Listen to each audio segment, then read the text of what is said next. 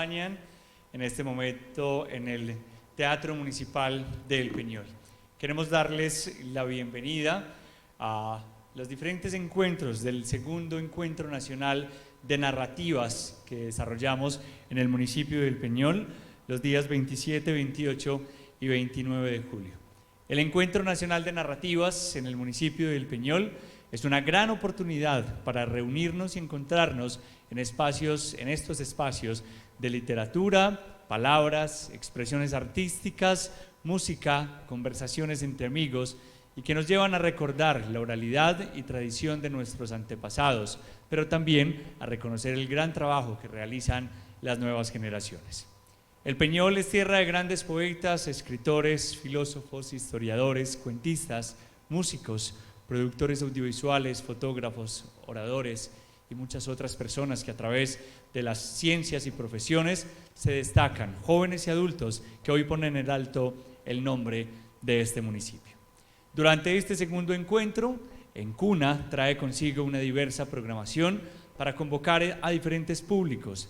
Ayer tuvimos en este mismo escenario una conversación titulada El viejo Peñol hace muchos, muchos años, con Jaime Enrique Restrepo y Carola Quinchía de Quinchía, en una conversación con Nora Incapié Gil. También, además de los conversatorios, vivimos ya el primer taller sobre la narrativa audiovisual, El Peñol en el cine, ofrecido por el maestro Gonzalo Mejía, reconocido cineasta radicado actualmente en el municipio del Peñol. También vivimos, hace un par de horas, la fiesta de la narrativa infantil, toda una fiesta literaria con niños de la localidad en la que disfrutaron de la lectura de buenas historias. Ahora tendremos en este escenario el segundo conversatorio. Para esta oportunidad nos acompaña el poeta, narrador, dramaturgo, editor, traductor y ensayista Yandey Marcel Solvillerte, quien nos acompaña y está en el escenario, radicado en el Peñol hace algunos años. El historiador, estudiante de la maestría en desarrollo y docente Kenny Díaz Osorio. Peñolense además, también nos acompaña el historiador, ensayista, miembro de la revista investigadora y literaria La Nave de los Necios, Omar García Cano, peñolense, revista a la que también pertenece el historiador Kenny Díaz. Ellos conversarán con la licenciada en Español y Literatura y actual coordinadora de la Biblioteca Pública Municipal, Dora Carmina Buitrago. Bienvenidos al conversatorio, reflexiones en torno a la historia y a la literatura. Buenas noches. Buenas noches, Carlos. Buenas noches. Buenas noches, muchísimas gracias por estar acá. Para nosotros es muy valioso ese acompañamiento, nuestros amigos, nuestra comunidad. Digamos que cuando hablamos del método, las narrativas, reflexiones en torno a la historia y a la literatura, es un poco amplio lo que queremos trabajar. Sin embargo, cuando nosotros vamos a los teóricos y vamos a los referentes, digamos, son amplios y son robustos. Lo que queremos es, de esta manera, ser un poco más precisos y que nos quede un poco más claro, digamos, dos tópicos en especial. El primero, la historia, y el segundo, la novela histórica. Entonces, vamos a iniciar reflexionando y conversando sobre ¿es la historia una ciencia? Entonces, le damos la palabra a Omar García. Buenas tardes todavía. Un privilegio y un honor estar aquí. Pues sí, la idea, habíamos conversado acerca, pues, como vamos a plantear el conversatorio, y es como tenemos dos ejes fundamentales, que es la historia y la novela, y esos dos ejes fundamentales complementan el otro, que es la novela histórica, en el cual, pues, yo creo que es como el centro, pues, de atención de la discusión, porque como vamos a compartir, pues, en este momento, son posturas, y ninguna de esas posturas son acabadas. Como sabemos, pues, en ciencias sociales y más en literatura, la novela y la historia ha variado según el tiempo, Entonces, en este momento nos quisiéramos entrar es como en el ejercicio de lo que es la historia, ¿cierto? O cómo entendemos la historia a partir de esa revolución científica que se dio en el siglo XIX. Entonces, la historia surge como ciencia, pero tenemos que entender que es una ciencia social, porque no la podemos, digamos, surge también en ese contexto a finales del siglo XVIII y comienzos del XIX, esa unificación del conocimiento en el cual se surge un montón de epistemologías, cada uno para una ciencia determinada, y en ese proceso para la historia también tuvo su espacio y su epistemología. Digamos,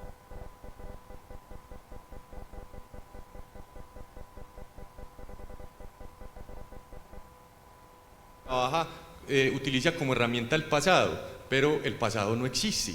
El pasado es solo una interpretación que se hace desde el presente a hechos que sucedieron en el pasado, porque ninguno vemos, no tenemos pues incluso el hecho de que las narraciones y los hechos del pasado no son absolutos en sí mismos, porque como vemos la historia es plausible a reinterpretarse. Y digamos que ese es en ese avanzar que vamos a ir teniendo con respecto a la historia, vamos a ir aclarando unos puntos muy particulares y también que se han producido en el desarrollo a partir de ese siglo XIX de la historia.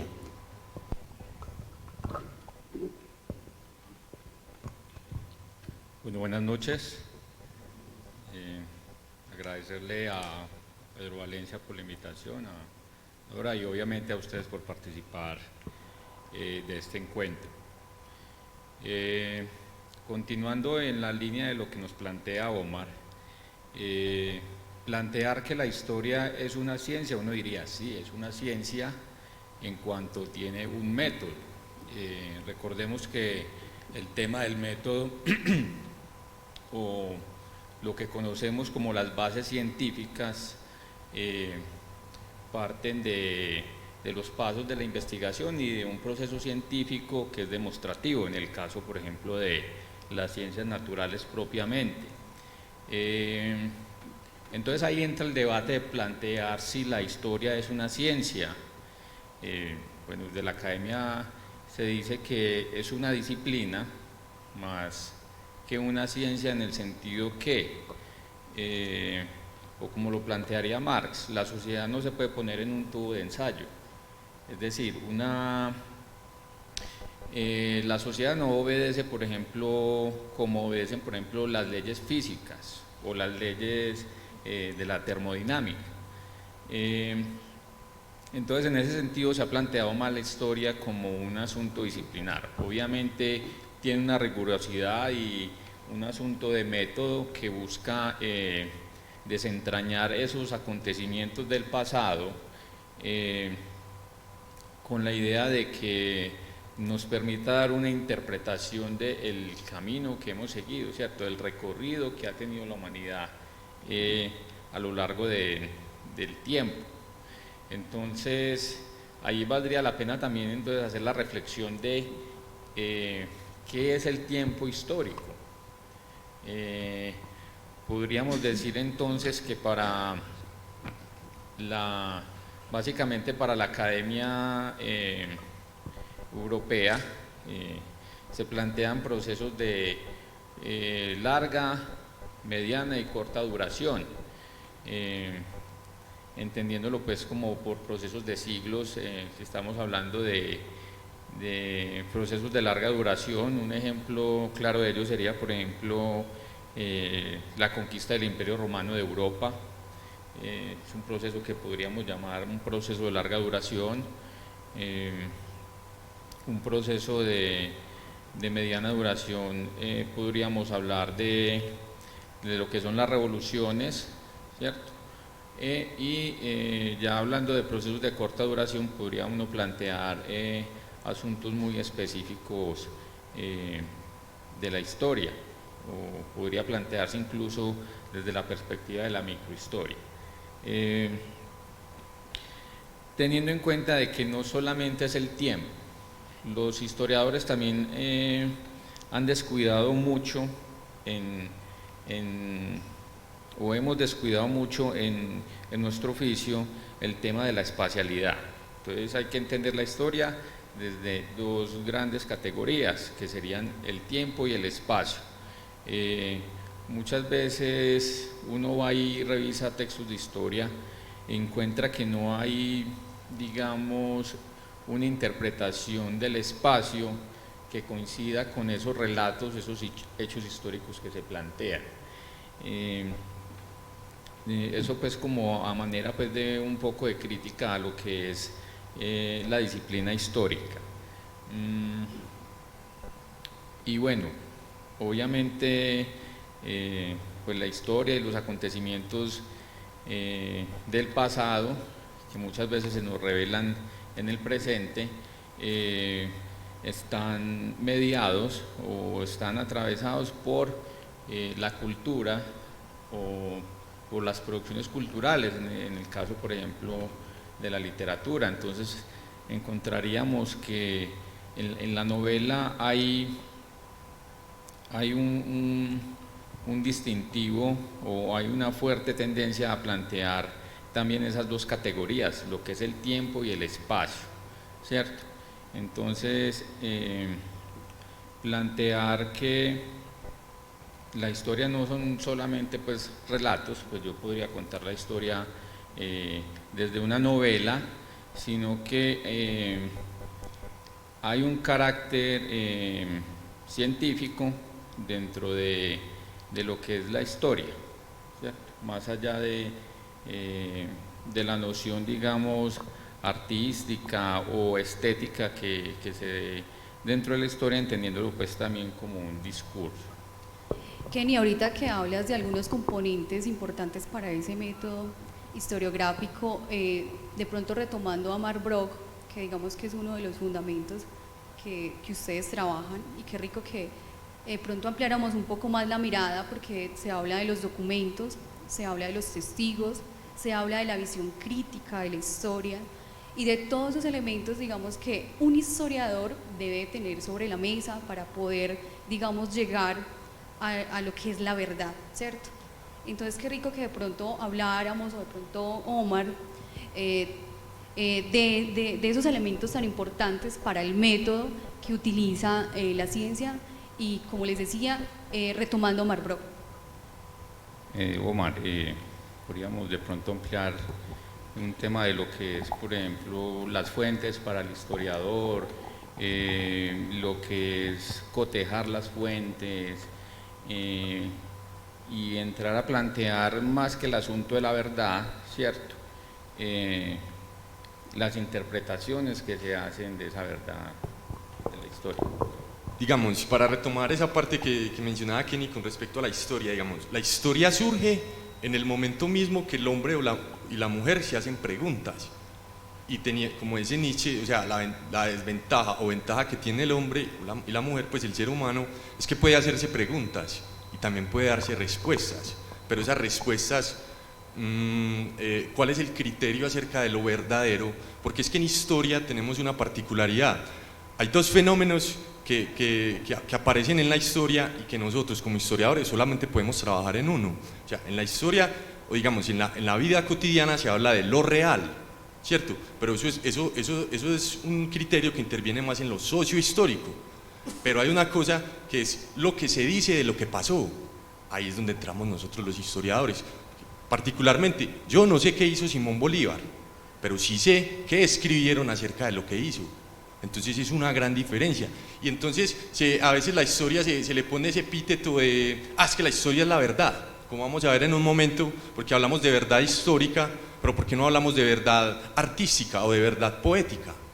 ¿Cierto? Entonces es también una pretensión que se le dio a la historia en el siglo XIX, con digamos, la estructura histórica, y particularmente a mí no me gusta, digamos, como, es una fecha y un nombre en específico. No, son desarrollos culturales y procesos históricos. Como lo decía Kenny, hay procesos de larga duración, de mediana duración y de corta duración. Digamos, la historia misma es un proceso de larga duración, porque podemos hablar de historia a partir de Heródoto, porque Heródoto fue el primero en hablar de historia. El término griego de historia es iótopos, que significa investigar. ¿Qué quiere decir eso? Que el historiador es el que investiga. pero hay una cuestión con el pasado. Edward H. Carr, un teórico historiador que me gusta mucho, lo traje en la universidad, él plantea en un texto que se llama ¿Qué es la historia? Él dice, podemos escribir volúmenes enteros acerca del pasado y sin embargo eso no es historia. Entonces, ¿qué es la historia? La historia es del historiador que investiga, pero resulta que el pasado no todo se puede investigar, porque entonces ahí es donde aparece Mark Bloch. Digamos, en esa escuela rankeana de Leopold von Ranke, digamos, y como el padre de la historiografía tradicional, él plantea solo los hechos, o sea, ni siquiera el historiador interviene dentro de la narrativa, sino que son solo los hechos y el narrador se aleja. Eso es una visión absolutista de la historia, pero fue un proceso histórico, ¿cierto? Porque la historia puede convertirse también en una tribuna de juzgar, pero no es el ejercicio del historiador, sino más bien de interpretar, que digamos cómo es el desarrollo histórico que ha tenido la historia. Pero aparece Mark Bloch, allá en la época de 1920, con Lucien Febvre, que construyen o crean ellos la Escuela de los Anales. Anales con doble N en latín significa archivos. Entonces Lucien Febvre y Mark Bloch en 1929 crean la nueva escuela o esa nueva interpretación de la historia, donde se hace un análisis crítico de las fuentes, porque las fuentes no son una totalidad en sí misma. O sea, un dato, listo, Simón Bolívar, digamos, la batalla de Chorros Blancos en enero de 1819, listo, eso es un dato, pero el investigador es el que va a interpretar ese dato. Ahí es donde entra Mark Bloch, que particularmente es triste la historia de él porque se suicida antes de que lo cojan los nazis, porque él era un judío francés. Bueno, es una historia muy interesante, e incluso el libro en el que nos estamos basando, que se llama Apología para el historiador, o Apología para la historia, o el oficio de historiador, es un texto que escribe en prisión, y es un texto que escribe de memoria, entonces es un texto maravilloso. Entonces Mark Bloch nos habla de la crítica de fuentes, porque nosotros, y yo creo que a nadie le va a creer absolutamente a un testimonio. ¿Por qué? Porque vuelve a aparecer Nietzsche, el hombre es el único animal que puede decir mentiras. Pero ¿qué pasa? ¿Y si el hombre se cree esas mentiras? ¿Qué es lo que nos habla Nietzsche en las consideraciones intempestivas? Imaginémonos que la verdad no sea más que un montón de mentiras repetidas un montón de veces y que se olvida que son mentiras. Entonces, ¿qué es la verdad? No es lo real, sino que es lo que se ha dicho acerca de ese fenómeno. Yo siempre pongo ese ejemplo con respecto a Jesús. O sea, ninguno de nosotros conoció a Jesús, ojalá, es un privilegio, pero aún así lo amamos y lo seguimos, algunos pues. ¿Pero por qué? Porque es que tenemos lo que nos dijeron de él, pero ninguno de nosotros sabe en realidad qué hizo Jesús. Entonces, digamos que esa es la verdadera decepción de la historia, que en realidad nosotros no podemos saber qué es lo que sucedió, sino esa interpretación que nosotros mismos le damos. Y ya Mark Bloch aparece con esa crítica de fuentes, porque a un testimonio absolutamente no le vamos a creer. Entonces, ¿qué tenemos que hacer? Mirar múltiples testimonios, y ese es el ejercicio del historiador. Pero la historia es algo absurda en sí misma, porque solo le da más credibilidad a un testimonio de muchos años atrás que a un testimonio real. O los archivos, que es, digamos, esa crítica que intenta hacer la nueva historia, como lo decía Thomas Kuhn, el que acuñó ese término de la nueva historia, que es una revaloración de la historia, de esa historia tradicional. Pero en sí la historia es más, a partir de Lucien Febvre y Mark Bloch, un ejercicio de interpretación. Entonces ahí venimos, y para que sigamos discutiendo acerca de entonces, ¿y qué es la verdad en historia? Pues Omar, con eso que nos planteas, pues podríamos decir que entonces la historia es un montón de chismes, un montón de mentiras, de un teléfono roto. Una ficción, como lo diría Hayden White. Una ficción. Y bueno, ahí está entonces también la importancia del historiador como científico. Entonces, ¿cómo vamos a armar ese montón de chismes, ¿cierto? Ese montón de discursos? En el caso, pues, por ejemplo, de la historia narrada a través de los archivos, ¿cierto? Es importante revisar el tema de los archivos, pero existe gran variedad de archivos. Entonces, podremos mirar un archivo de prensa, podremos mirar un archivo oficial, podemos mirar un archivo personal. Y bueno, en torno a eso, me gustaría invitar a Yandey a la conversación, ¿cierto? En el sentido, por ejemplo, de, aunque si bien el compadre no es historiador de profesión, ha sido pues un aficionado a la historia. Vale, buenas noches, amigos, amigas del Peñol. Un saludo a Lencuna, a los compañeros y la compañera de mesa. Muy amable el maestro Pedro por esta invitación. Esperemos estar a la altura, y a los compañeros y compañeras que nos apoyan con toda la logística, sonido, en fin, todo lo que implica esto, que hay mucha gente detrás, y obviamente a ustedes por estar acá presentes.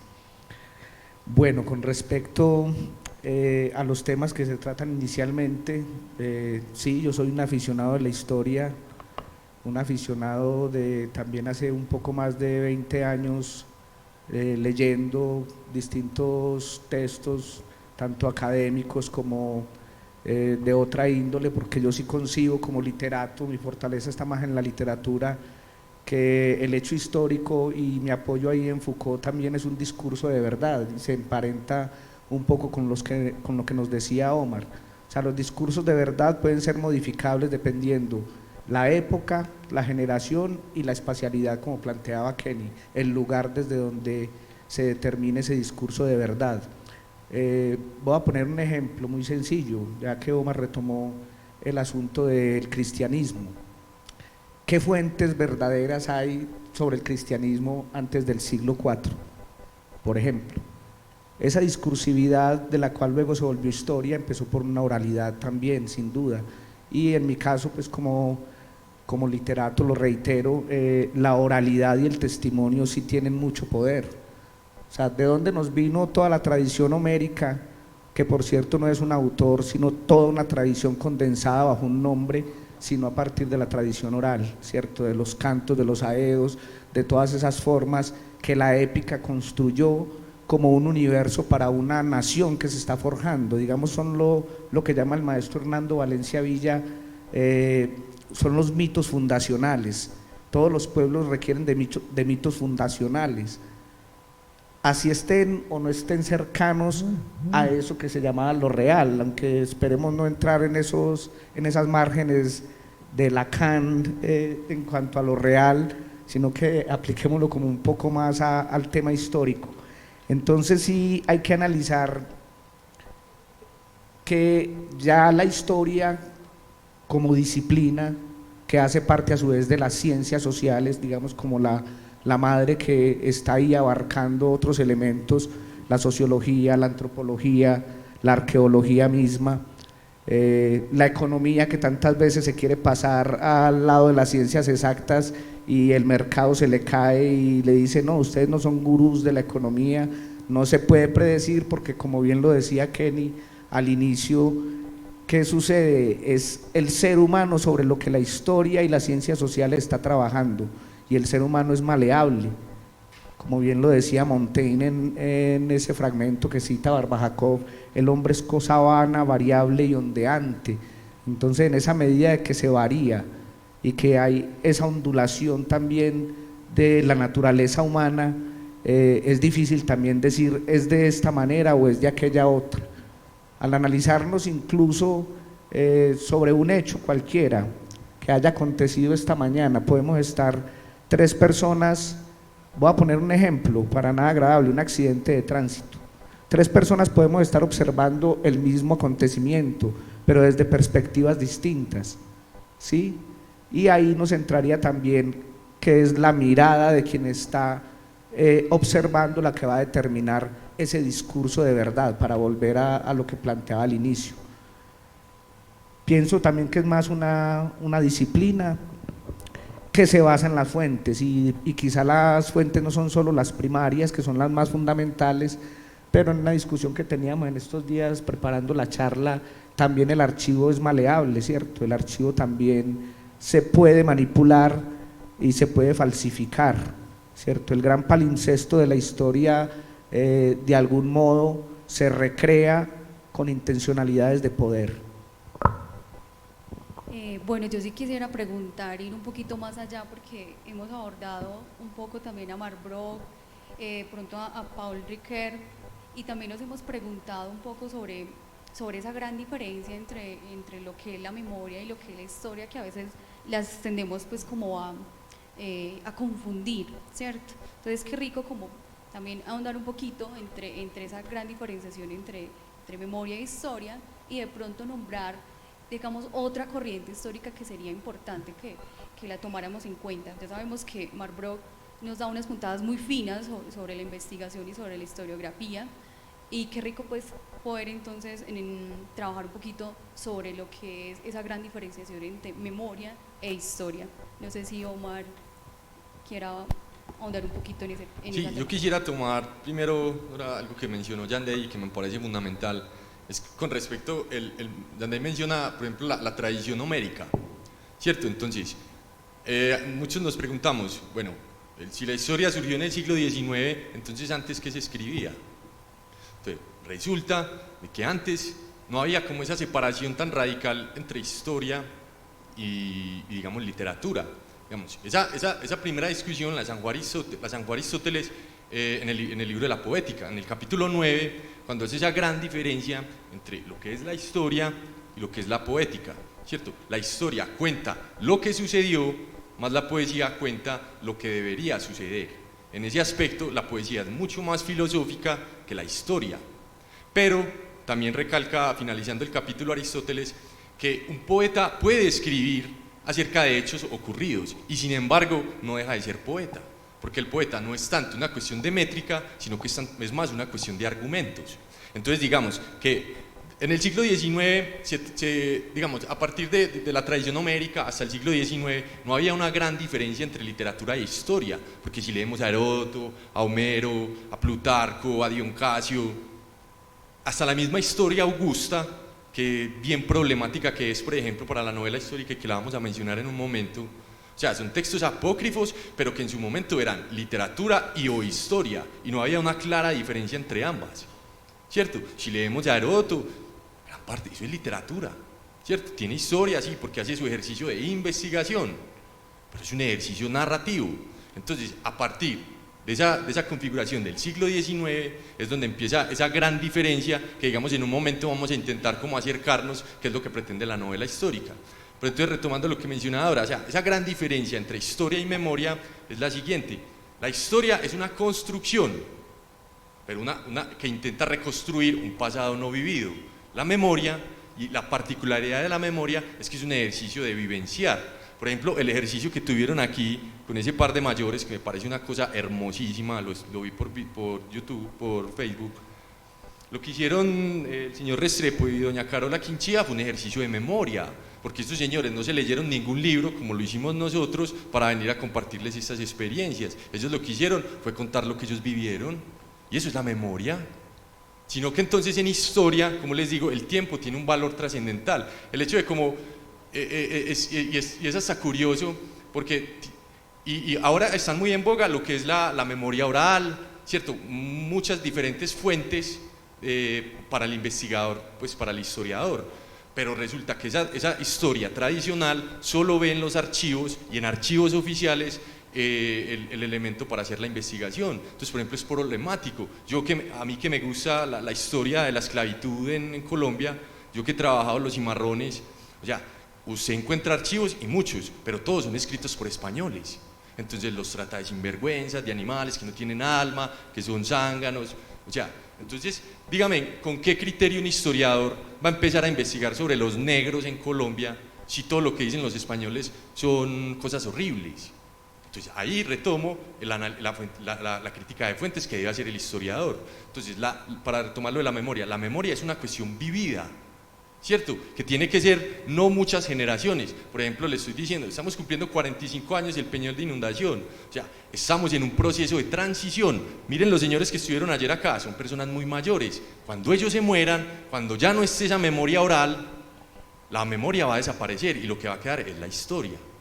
El propósito también de la memoria es que, y a partir de Trujillo, de Michel Roch Trujillo, un intelectual haitiano que me marcó profundamente la carrera de historia, él plantea de que esa memoria es la herramienta que tiene no solo el historiador, sino la sociedad para combatir ese discurso hegemónico que construye la historia. Bueno, adicional de eso, pues quería plantear también algo. La memoria empieza, los temas de memoria empiezan a ser tenidos en cuenta o empieza a tomar mucha fuerza precisamente luego de la Segunda Guerra Mundial, con el holocausto pues, nazi. Y bueno, surgen todo este tema de las casas de la memoria, y se ha planteado mucho entonces qué es la memoria de las víctimas. En ese asunto pues valdría la pena hablar de que la memoria no es solamente la memoria de las víctimas, sino que es algo que está vivo, como lo planteaba Omar. Entonces la memoria la podríamos hablar desde las mismas prácticas culturales que tenemos, ¿cierto? Entonces, como en una familia, por ejemplo, una receta pasa de los abuelos a los hijos y de los hijos a los nietos. Entonces es toda una tradición que también se va transmitiendo. Un asunto particular también con la memoria, diría Todorov, es que la memoria es selectiva, o sea, se escoge qué es lo que se recuerda y qué es eso que se quiere mantener vivo. Además de que podemos plantear también desde la perspectiva de Maurice Holbach todo el tema de la memoria colectiva, es decir, como sociedad o como culturas, qué recordamos y qué queremos recordar, y también qué queremos hacer a un lado. Entonces ahí también parte una diferenciación con la historia, como ya lo hemos planteado. La historia es un discurso que se construye, y si vamos a mirar, por ejemplo, lo que nos dice Omar sobre la historia de los negros, es una historia planteada desde el poder de quién, de los españoles. Entonces también ahí interesante plantear como todas esas nuevas vertientes que han ido surgiendo de otras corrientes del pensamiento de la historia propiamente. Podríamos plantear entonces la historia desde abajo, con Thompson, con Hobsbawm. Podríamos plantear, por ejemplo, la historia de la decolonialidad latinoamericana. Podríamos plantear la historia de Oriente, propiamente de la India, con Ramachandra Guha. Bueno, y en fin, diversas corrientes de lo que podríamos llamar esa nueva historia, que trasciende más allá de esa historia clásica, intelectual, con la que comenzamos la charla decimonónica, ¿cierto? Y que se ha ido transformando también en el accionar y en la medida de que esas epistemologías e incluso esas mismas ontologías del pensamiento han llegado a otros hemisferios y se han logrado interpretar. Bueno, con relación a lo que Kenny estaba planteando, o sea, fuera de ese discurso hegemónico de la historia oficial, a mí me interesa mucho remarcar en esto, y como respuesta también a lo que el teórico plantea, que cuando, digamos, que yo estoy completamente en desacuerdo con eso, cuando se mueren las dos personas, hasta ahí llega la memoria, pero si han hecho el ejercicio de transmitirla, la memoria permanece. Y como contestación al discurso hegemónico de la historia, pienso que la memoria es la que debe permanecer con mayor ahínco, ¿sí? Porque no va a tener, digamos, esa intencionalidad de dominación que puede tener el discurso hegemónico, sino la intencionalidad de una verdadera memoria emocional también, porque es que somos seres humanos y planteamos que lo histórico está atravesado por lo que somos, ¿cierto? Por cada una de las vivencias que tenemos, y en ese sentido también estoy de acuerdo ya con Kenny en lo que plantea de que no es solo la memoria de las víctimas, que después de que Adorno y este círculo planteaba que ya no se podía escribir poesía desde Auschwitz, y no es que estén planteando que es que no se pueda escribir la poesía, sino esa poesía que se construía antes del holocausto nazi, ¿cierto? En la cual, digamos, el mundo era más ideal, El mundo no estaba tan sacudido por las realidades cruentas que acontecemos o no habíamos querido verlo de esa manera.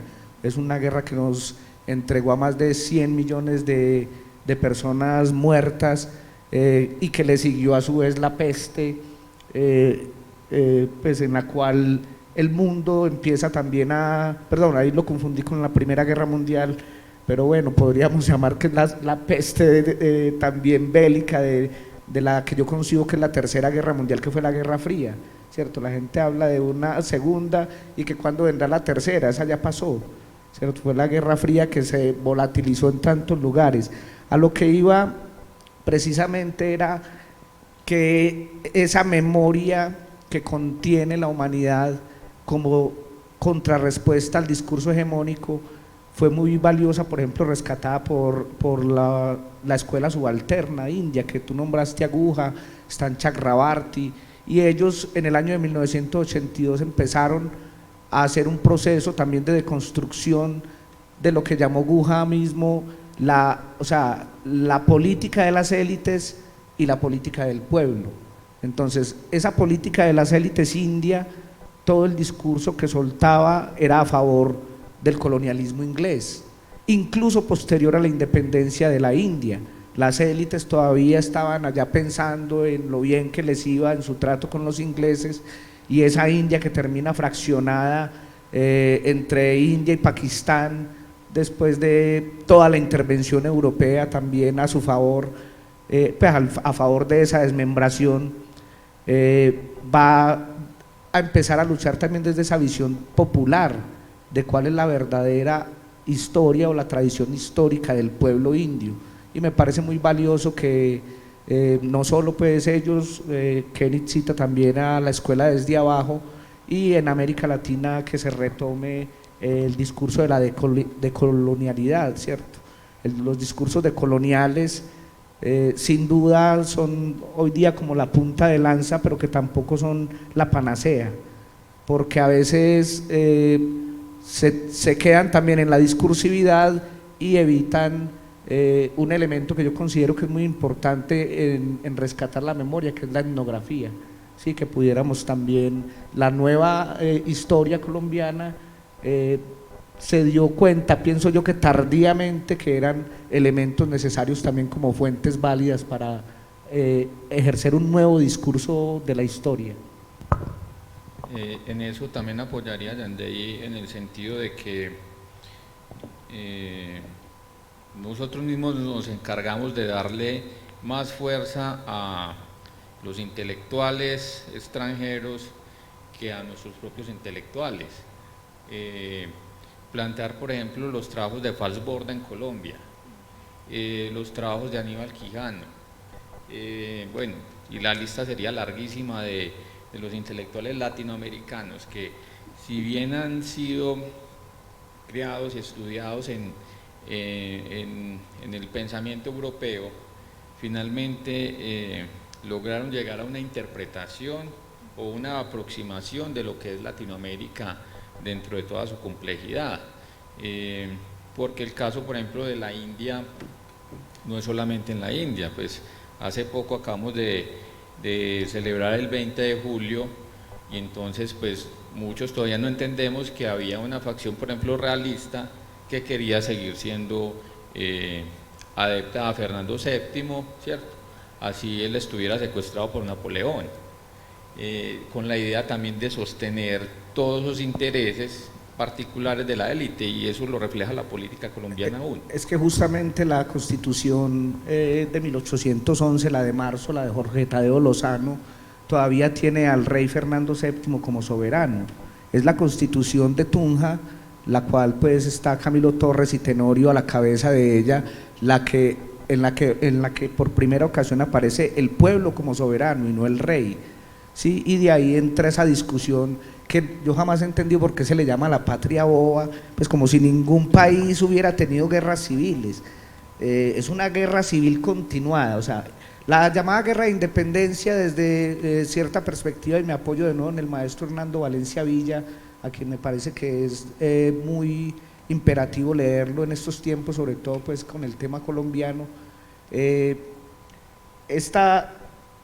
esta llamada guerra de independencia realmente, inicialmente, una guerra civil. Los criollos blancos, hijos de españoles que querían eliminar a ese intermediario que eran sus padres, sus abuelos, los españoles peninsulares, para poder negociar directamente con las otras potencias, ¿cierto? Dialogar con Inglaterra, que sobre todo fue la que más se benefició de esta separación, y posterior a que se logra pues apresado Fernando VII por Napoleón en la península, se logra esa llamada de independencia. Me parece que ese 20 de julio solo es un grito, ¿sí? Si podemos hablar de una independencia política es a partir de 1819.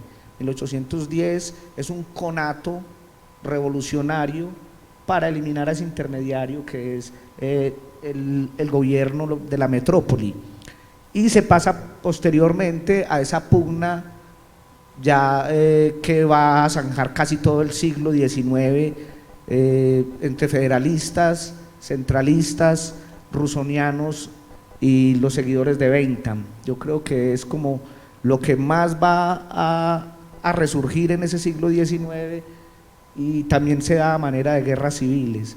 O sea, Colombia como la conocemos se consolida a partir de la regeneración de 1886, con su himno, con su cruz, con su bandera, y digamos que había muchas, hoy día hay muchas Colombias, es un país de países, como dice el poeta Aurelio Arturo, por los países de Colombia, donde el verde es de todos los colores, y es un país de muchas regiones. Entonces está la región andina, está la región pacífica, la región caribe, la región de los llanos, la región insular. El problema, por ejemplo, raizal, que hablábamos, para los raizales en este momento ni Colombia ganó ni Nicaragua perdió, siguen perdiendo los raizales, porque hay una disposición completamente occidental sobre el pueblo indígena raizal que lo tratan de dirimir en La Haya, pero pasando por encima del pueblo y de la tradición popular de los raizales. Y ya irnos a preguntarnos qué es la novela histórica. No sé quién de ustedes quiere iniciar, de pronto Kenny. Omar, podemos cerrar ahí con 3 ideas de qué es la historia. ¿Qué es la historia? Sí, bueno, quisiera como aclarar un poquito, porque estábamos hablando mucho de esa nueva historia, de esa nueva interpretación. Entonces, digamos, hay 2 visiones fundamentales para uno entender la historia en este momento. Una surge en el siglo XIX, que es con Leopold von Ranke, esa visión pues que es de los hechos, que es una versión más de los acontecimientos, y está pues la otra visión que implantó Marc Bloch y Lucien Febvre, que es más de una interpretación. Pero entonces resulta que llega a mediados del siglo XX lo que es el giro hermenéutico y el giro semántico. Entonces eso marcó profundamente la interpretación en la historia, porque resulta que la historia es un discurso, es una construcción verbal en la cual está desarrollada por palabras, y que en grandes rasgos no se diferencia mucho pues de lo que es la literatura, sino que entonces ese epíteto que había mencionado de que la verdad, la historia como verdad, o sea, es también un fingimiento, y también es como esa ficción que se cree el historiador, porque digamos, el giro hermenéutico lo que hizo, y con el advenimiento de la posmodernidad, ese concepto de verdad en la historia se ha deslegitimado. O sea, ¿por qué salen esas nuevas visiones reinterpretativas de la historia, como la historia desde abajo, como lo es por ejemplo la metahistoria con Hayden White? Me parece un teórico muy interesante, y él siendo también historiador, él plantea una crítica brutal a la historia, porque él dice: la historia en sí es un chiste, la historia es un chisme, es una ficción. O sea, el solo hecho del historiador tener que coger varios elementos y discriminarlos, el solo hecho de escoger un tema de investigación, ya está haciendo un ejercicio de interpretación. Entonces, ¿qué plantea el giro hermenéutico? Todo es interpretación, sí, pero entonces no nos podemos comunicar. Entonces ahí es donde surge ese horizonte de sentido, y en el cual el que tiene sentido, la academia, porque entonces vamos a finiquitar esa idea de lo que es verdad. O sea, la verdad es una construcción, Nietzsche lo diría, el conscientium sapientium, o sea, lo que piense la mayoría. Entonces, en historia, para terminar ese concepto de verdad, o sea, nosotros hablamos de verdades históricas, es porque un montón de académicos y un montón de gente con doctorados y bueno, grandes académicos dicen: eso es verdad. a partir de un método, de una epistemología, pero que en sí, por ejemplo, con Yandel hemos hecho el ejercicio, la imagen del Simón Bolívar, ya tan encumbrado allá, el libertador, pero por ejemplo hemos leído a Evelio Rosero, que cita a Rafael Sañudo, en el cual es la biografía escrita por un colombiano que le da más duro a Bolívar, y a vos no te enseñan nunca esa biografía de Rafael Omar, y Sañudo. un paréntesis ahí breve, y un colombiano pues como Sañudo, que es de Pasto, que es del sur, y que los pastusos tuvieron que vivir en carne propia toda la agresión y la barbaridad de los republicanos. Entonces miren que ahí hay otro Bolívar. Cuando uno va a Pasto, y les recomiendo que además es una ciudad hermosa, maravillosa, si pueden ir por la época de diciembre, van a ver las protestas como cuando se hace un croquis con un asesinato, con cal pintan en muchas esquinas y dice: yo soy una pastucita asesinada por Bolívar, yo soy un pastuso asesinado por Bolívar, soy una niña pastusa violada por las tropas de Bolívar, ¿sí? Entonces era solo como ese apunte, no es un colombiano, volvemos a las regiones, de la región del sur, andina pero del sur, que es como otro mundo para nosotros, los andinos del centro y del norte. Pero entonces, al resumir, entonces, ¿quién nos dice la verdad acerca de Simón Bolívar? El poderoso. Al final, la verdad no es más que un ejercicio del poder, y la historia, tristemente, está en función del poder. Listo, de pronto algún comentario adicional para ir cerrando esta partecita. Bueno, vamos a avanzar entonces con el término novela histórica. Entonces ya conversamos un poquito sobre lo que es la historia como disciplina, y ahorita nos vamos a adentrar a lo que es la novela histórica. Vamos primero a pensar un poquito qué condiciones tiene una novela, y bueno, ¿quién de ustedes quiere iniciar? Bueno, sí, porque antes de saltar al tópico de histórico, hay que saltar al de novela. Sí, o sea, la novela como un invento también contemporáneo, la contemporaneidad Foucault la ve a partir del siglo XVII también, y la modernidad pues estrictamente. Digamos que también tiene que ver como con el Renacimiento sin duda, y entra, aunque muchos teóricos plantean que la gran novela moderna es el Quijote, yo difiero mucho de eso. Me apoyo en Luis Beltrán Almería, que hace un estudio muy concienzudo sobre la novela como género. El Quijote es un libro, el mismo autor lo tituló como libro, y es un libro de relatos de la vieja caballería medieval, que de algún modo tiene los elementos pues irónicos, críticos, que él quiere imprimirle, pero que no se desliga plenamente de esa tradición. En cambio, el mismo Cervantes en las novelas ejemplares ya las titula novelas, ¿cierto? Entonces hay un giro, y apoyándome de nuevo en Beltrán, quien a su vez se apoya en Bakhtin, lo que se plantea es lo siguiente: la novela surge a partir de la carencia de la caída de ese mundo medieval, que también tiene la divinidad en el cielo y nunca en la tierra, que mira todo de manera antropocéntrica. Entonces, cuando se rompen todas esas relaciones con, por decirlo de algún modo, con el mundo simulado de lo sagrado medieval, esas mismas irrupciones empiezan a pedir un nuevo género. Ya no es la épica, ¿sí? La épica funciona dentro de un territorio y una espacialidad determinada. Las épicas son nacionales, no hay una épica mundial, ¿sí? La novela tiende a ser universal porque rompe con esos paradigmas de las fronteras. Entonces, con el origen de las novelas también empiezan los primeros críticos. Digamos que uno de los primeros críticos en torno a qué era novela, diferenciándolo de estos otros géneros, vamos a encontrar a un Roth, muy amigo de Nietzsche, por ejemplo, que además era un filólogo excepcional, y él dice algo muy bello, que dice que la novela es como una galaxia en expansión, ¿cierto? Aún está en movimiento, porque habla de lo nuevo, de lo que irrumpe con el pasado. La épica pertenece al pasado, la novela pertenece a lo nuevo, a lo presente, a lo que todos podemos ver, palpar, que lo podemos verificar en la vida cotidiana, ¿cierto? El carácter épico, o incluso pues el carácter lírico de la poesía, que difiero de Aristóteles y dirán pues tan pretencioso, pero difiero de que la poesía sea solo hacia el futuro o netamente de carácter filosófico. Es más, ha sido más la poesía lírica, sobre todo en nuestra lengua, que la de carácter filosófico, de la cual carecemos mucho como otras tradiciones. La alemana está afortunadamente llena de ello,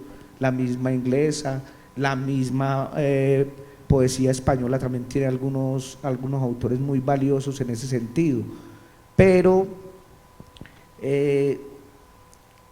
me perdí la idea ahí con esa acotación, compadre.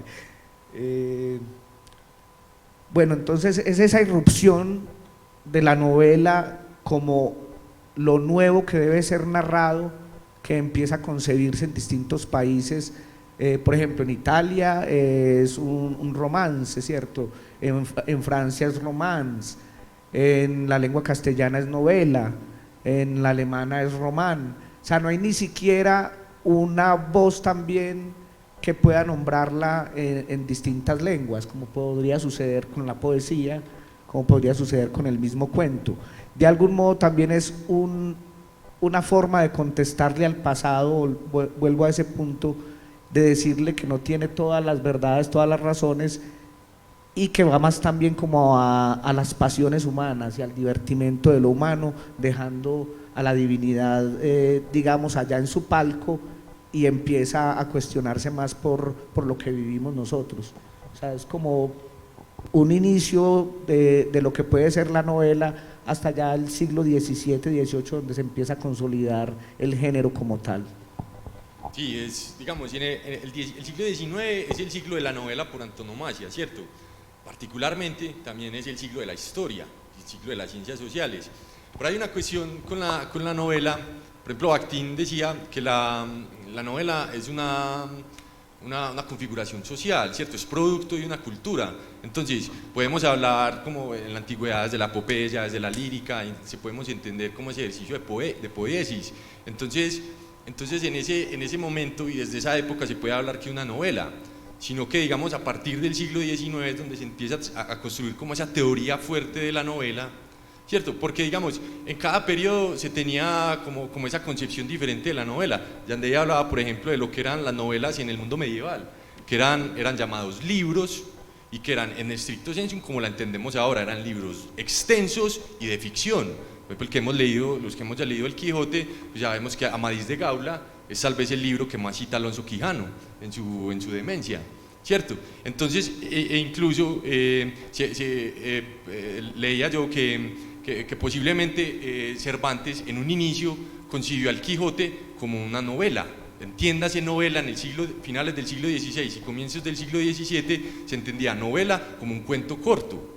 Quien hemos leído, por ejemplo, las novelas ejemplares, por ejemplo, El Coloquio de los Perros, son novelas pequeñas que incluso se tenía la idea de que el Quijote, Cervantes originalmente había pensado el Quijote como una novela, que era solamente la primera salida del Quijote, los 6 primeros capítulos. Pero algo sucedió y empezó a llenar esa novela de otras muchas novelas, porque como el que hemos leído, o sea, todas esas historias de amor, las mismas historias que cuenta Cervantes cuando estuvo en Lepanto, o sea, cada una de esas historias secundarias que tienen vida por sí misma fueron las que construyeron ese gran libro que entendemos como el Quijote.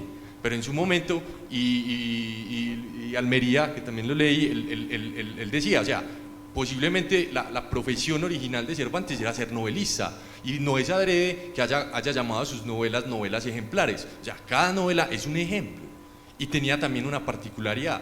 Al inicio del siglo XVII pues rodaban o se circulaban todos esos libros de manera manuscrita, y en una gran medida la novela, que es una característica fundamental en varios periodos, es que ha sido popular.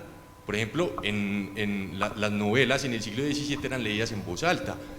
Por ejemplo, en El Quijote también aparece cuando ese enamorado que está loco por allá en los montes, que se encuentran esa valija y encuentran esa novela, y que se van a una de las ventas y se ponen a leerlas.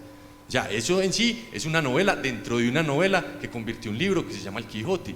Entonces, cada periodo, cada momento histórico ha traído una configuración de la novela, a llegar a la que tenemos hoy en día, la del siglo XIX, y que es la que perdura hoy con ciertos matices, que que entendemos, digamos, la novela como una ficción de más de 50.000 palabras, pero que es fundamental que sea la ficción, que tenga la poiesis.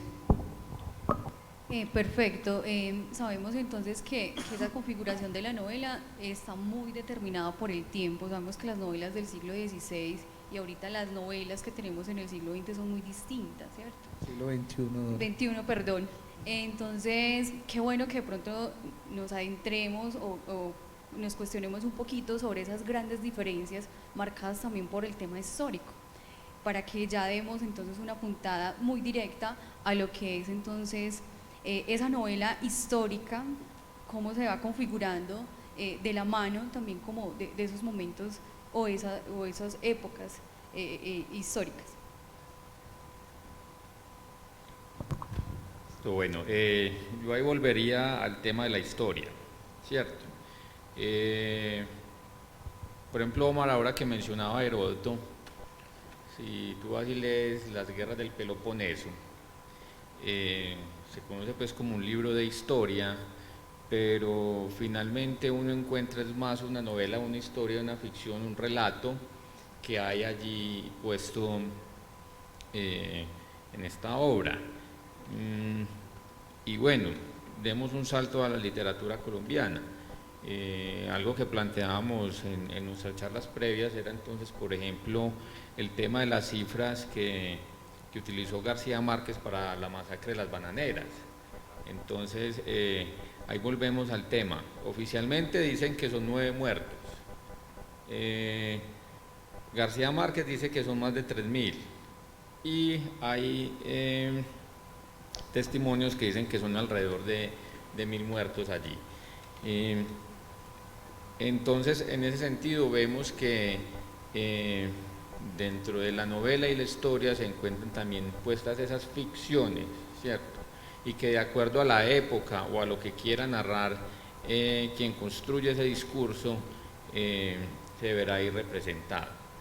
Entonces, en ese sentido, no es lo mismo hablar, por ejemplo, de una novela de, no sé, del siglo XVIII o siglo XIX, novelas, por ejemplo, francesas de Balzac, ¿cierto? Que tratan de dar cuenta de ¿cómo llamarlo?, del espíritu de la época o de las tradiciones de la época, de lo que se vivía en la época. Si vos lees a Balzac, ves una fina crítica a lo que es la aristocracia francesa, ¿cierto? Una burla directa a lo que es la aristocracia francesa. Distinto a si lees, por ejemplo, una novela rusa ya de finales del XIX o principios del siglo XX. Encontramos ya otros elementos, otra forma también, por ejemplo, de desarrollar los personajes, desde la misma estética narrativa, ¿cierto? Entonces, ahí podría uno encontrar en la novela una universalidad, pero que también está determinada por el tiempo y el espacio, tanto dentro de la mente del escritor como a la que quiere llegar a través de la escritura. Claro, tú hablabas de varios elementos que son importantes en la novela como tal, y ahorita cuando hablaba Yandey sobre Bakhtin, ¿cierto? Que Bakhtin también, digamos, habla sobre ese cronotopo, ¿cierto? Del espacio-tiempo. Sabemos también como del tiempo, de la narrativa, todo lo que se configura, los mismos personajes que son, digamos, muy diferentes, las temáticas con relación a los personajes también son distintas, son muy variadas con referencia al tiempo, al espacio. Bueno, me gustaría comenzar a preguntarnos sobre esa novela histórica, ¿sí? Y sabemos que esa configuración de la novela histórica es muy distinta y es muy variable, tanto en Europa como en Latinoamérica. ¿Cuál será entonces el detonante o, digamos, la situación que hace que surja la novela histórica? No sé si Omar quiere... Digamos, Irene Vallejo, en El infinito en un junco, ella menciona que tal vez la primera novela histórica que haya existido son los persas. de Esquilo. Entonces, ¿qué hacen los persas? O sea, es la visión de los derrotados en las guerras medo-persas, escrita por un griego. O sea, se tomó el trabajo como, hey, creo que incluso hasta viajó, conoció pues los lugares y se puso en ese ejercicio. O sea, un pasado, digamos, hizo un ejercicio de investigación. Entonces, hay una característica con la novela y se repite en cada uno de los periodos, digamos, que existe, pues desde por allá, desde la epopeya hasta el siglo XIX, que es como el paradigma.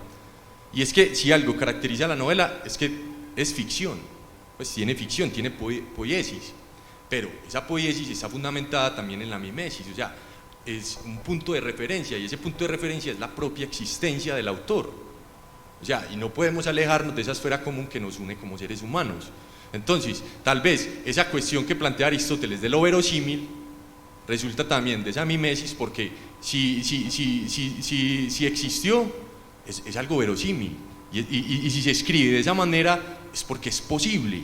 Y lo que es posible es verosímil y es creíble. Digamos que eso es lo que no aleja demasiado a ese concepto de la novela y de que nos atrapa muy profundamente, porque como decía Kenny, son puras sentimientos personales, o sea, sentimientos, amor, odio, desengaño, que todos lo hemos sentido. O sea, tal vez es el ejercicio maravilloso de leer una novela que uno se siente identificado en muchos aspectos. Pero entonces ya llega, y digamos que es como lo más interesante de la conversación acá, es tocar ese tema de la novela histórica. Ya, ¿qué es la novela histórica? Ya sabemos que es muy complejo mencionar eso que es la historia, y la novela muchísimo más. Por ejemplo, ahí que no es mi campo, yo puedo hablar con cierta seguridad de la historia, no de la novela, aunque soy un amante de la novela, y en especial de la novela histórica. Pero entonces, ¿qué plantea ese ejercicio de la novela histórica? ¿Cómo entenderla? Por ejemplo, no es gratis que la novela histórica haya surgido en el siglo XIX y se considera el padre de la novela histórica Walter Scott con sus primeras novelas. Él escribió 29 novelas en un periodo de más o menos 30-35 años, desde 1796 hasta 1820 más o menos, 1825.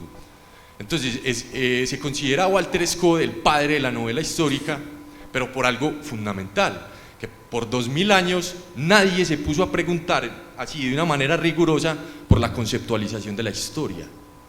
Entonces no es curioso, no es nada alejado de que justamente la novela histórica surge cuando se consolida una epistemología y una teoría del conocimiento acerca de la historia y también acerca de la novela. Pero son principios que surgen también por una necesidad, porque como decía Bakhtin, ya, la novela es una construcción, es una producción cultural, o sea, surge por una época y un espacio. Entonces, ese principio también de la historia y de reconocerse como seres históricos y que pueden influir, o sea, y que la historia puede influir en mi devenir, eso solo se dio en el siglo XIX, esa concepción también del individuo, porque es que hay algo para entender la novela histórica que es un elemento constitutivo, que es el anacronismo.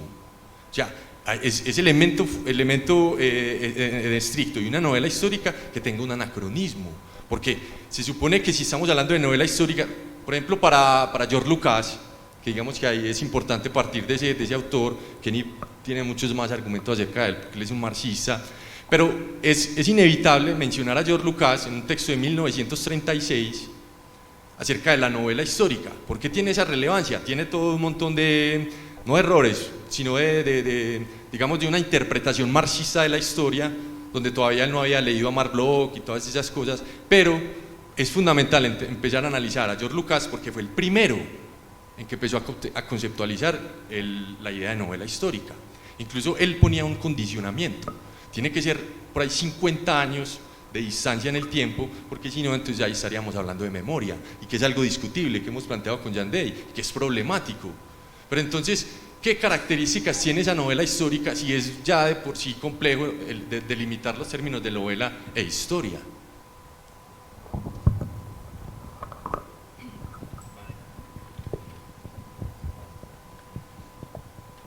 Bueno, yo concibo más allá del discurso teórico que el elemento más importante de la novela histórica es alcanzar conjuntar esas dos tan variables y tan disímiles ramas del saber, ¿cierto? Disciplinas, más bien, de esas dos disciplinas como son la historia y la novelística. Pienso que no hay novela que no, pues que habrá novelas muy malas y en efecto hay muchas que carecen como de ese rigor, así sea para narrar la actualidad, uno debe documentarse muy bien. Es bien sabido pues por los que son lectores que García Márquez se asesoraba de un Otto Morales Benítez en las cuestiones lingüísticas, que se asesoraba de cuestiones históricas en un Álvaro Mutis, que se asesoraba de cuestiones histórico-militares en el mismo comandante Fidel Castro. ¿Por qué razón? Porque para poder elaborar también esa narrativa, por poner un ejemplo, una de sus novelas que curiosamente se llama Crónica de una muerte anunciada, y no es una crónica, o sea, realmente es una novela. Él tuvo que recrear no solo su memoria personal, de esas memorias también transmitidas desde su familia, porque es un hecho que aconteció, sino que tuvo que hacer toda esa búsqueda etnográfica, de charlar con los que no conocía, con otros, para poder saber en el año en el que sucedió, por ejemplo, ese homicidio, cuál era el clima que estaba predominando. Entonces, la novela como tal necesita de un rigor mayor, ¿sí? No lo se hace de la noche a la mañana, no es solo una sumatoria de páginas. Pienso que no está solo en la extensión. Hay una gran novela, no histórica, pero como todavía estamos ahí en esa margen, de un autor iraní que a mí me gusta mucho, Sadegh Hedayat, que se llama La lechuza ciega, y es una novelita de 96 páginas nomás, pero con un universo que contiene y que lo trastoca a uno casi que de por vida. Entonces, no creo que sea la extensión, sino la intencionalidad de la estructura. Al principio del ejercicio de la novela también se planteaba dos escuelas, es el formalismo y el sociologismo, ¿sí? Y esa pugna se sostuvo más o menos unos 2 siglos y medio, hasta que llegó el siglo XIX y dijo, no, es que son ambas cosas, es conjuntar la forma y el contenido. O sea, el sociologismo va más hacia el contenido, ¿qué nos cuenta? El formalismo era cómo se cuenta. La novela histórica coge esos elementos y además el rigor de la historia como disciplina, porque no puede haber una novela histórica, y por ejemplo yo difiero mucho de muchas llamadas novelas históricas en Colombia que tienden a ser apologéticas, ¿sí? Con cero criticidad, y que se nota que no verificaron mayores fuentes, se casaron con 2 o 3, por ejemplo las novelas todas que se han escrito sobre Bolívar son novelas apologéticas en nuestro país, no hay una sola crítica. Bolívar es el grande, Bolívar sigue siendo el discurso oficial, Bolívar es esa gran figura que como un dios semidivino, y quiero ahí parodiar al gran Fernando González, que lo admiro mucho en términos filosóficos, pero me parece un mediocre historiador. Él mismo tenía el método de él era la autosugestión. Imagínense ese método histórico de don Fernando González. Yo me imagino que fue así, entonces así fue. O sea, a partir de la autosugestión, entonces claro, él se casa con una figura como Bolívar, y la gente de su tiempo también se casan con una figura como Bolívar, y a un personaje como Santander lo satanizan, ¿cierto? Santander. Y esa línea de pensamiento sigue ahí. Cuando Pablo Montoya escribe su libro, según el crítico, Adiós a los héroes, donde dice que va a dar una nueva visión de los héroes y de los próceres, perdón, Adiós a los próceres, y resulta que no. Vuelve uno y ve al mismo Bolívar por allá entronizado, vuelve y ve al mismo Santander, y no estoy diciendo que hay que ser santanderista o hay que ser bolivariano, no, hay que ser crítico. Y ese es el rigor que debe tener la novela histórica al verificar fuentes, tanto de lo que más me gusta a mí, me apasiona, como lo que no me gusta. O sea, yo por ejemplo para escribir esta novela sobre el general Córdoba tuve que leerme a autores impotables del bolivarianismo, pero me los leí para poder responderles también desde el rigor de los archivos, desde el rigor de las fuentes secundarias, y que no hay una verdad plena, mucho menos, reitero, cuando lo que se hace es apología. Ensalzar una figura, yo pienso que es el elemento que le quita rigurosidad histórica a las llamadas novelas históricas. Perfecto, el tiempo va avanzando, invitamos también a los que nos acompañan a tener la oportunidad de hacer preguntas, cuestionamientos. Entonces en 10 minuticos vamos a ir cerrando y entonces les damos la palabra. Bueno, sabemos que aquí estamos entre historiadores y entre escritores. Yo quisiera preguntarles, primeramente pues a los historiadores, ¿qué concepto les merece la novela histórica? Y si sí puede ser una herramienta para nosotros aprender de historia. Bueno, la novela histórica, a mi modo de ver, desde mi percepción estética, filosófica, es muy bueno para uno entretenerse, ¿cierto? Para uno aproximarse a una realidad histórica, ¿cierto? Pero a mi modo de ver es más el disfrute estético que pueda haber de ella, que en realidad que uno pueda reflejar ahí una investigación histórica, ¿cierto? Puede ser una fuente y un elemento importante, pero como lo decía Yandey, hay que recurrir a otras fuentes, a otros elementos, ¿cierto? Si es el caso pues de que se quiera escribir historia. Porque, pues bueno, yo también me podría inventar las fuentes, como lo haría Borges, ¿cierto? Entonces es también la fiabilidad dentro de la crítica y la rigurosidad que uno haga dentro de la lectura. Entonces, yo considero la novela estética más desde esa perspectiva estética, del disfrute, del goce de leer, como una primera aproximación. Obviamente hay novelas buenas y novelas malas, o como lo diría el mismo Borges, si no te atrapa, pues deséchalo. Y bueno, es lo que me ha pasado de pronto con ciertas novelas históricas. Trato de leerlas y bueno, encuentro, debe ser seguramente por la deformación en historia que tengo, que encuentro y digo, no, este man me está hablando paja aquí, no me interesa, ¿cierto? Así pues llamándolo muy coloquialmente, además pues porque puede que uno la estética no lo atrape, como hay otras que me han llevado a noches interminables de lectura, ¿cierto? Una de ellas, por ejemplo, una novela que me he leído 2 o 3 veces, Un puente sobre el Drina, de el bosnio Ivo Andrić. Él más o menos en 400 páginas cuenta la historia del conflicto balcánico desde que hacía parte del Imperio Otomano, incluso antes de que el Imperio Otomano tomara este lugar, pero es más por la estética de la narrativa que tiene, ¿cierto? Entonces, esa es como mi percepción de la novela histórica, como un goce y que puede ser una fuente, pero que debe ser verificada con rigurosidad si se quiere hacer historia con ella. Yo, por ejemplo, tengo una visión completamente contraria a la que tiene Kenny.